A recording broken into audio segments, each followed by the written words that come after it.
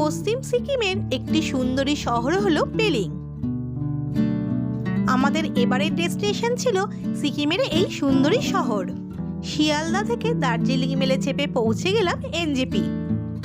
সেখান থেকে আবারও আমাদের বন্ধু অদীপের গাড়িতে এগিয়ে চললাম পেলিংয়ের পথে। প্রতিবারের মতো এবারও আমরা ব্রেকফাস্ট সেরে নিলাম হোটেল হাইওয়েতে। তারপর ঘন্টা চারেকের পথ পেরিয়ে পৌঁছে গেলাম সিকিমের এই সুন্দরী শহরে। পেলিংয়ে এবারে আমাদের ঠিকানা ছিল আমাদের আরেক বন্ধু সুদান ছেত্রীর হোটেল ব্লুবেন আলপাইন। পেলিংয়ের সব গল্প নিয়ে খুব তাড়াতাড়ি হাজির হব আমার চ্যানেলে। সেই সব গল্প জানতে হলে আমার সঙ্গে থাকুন।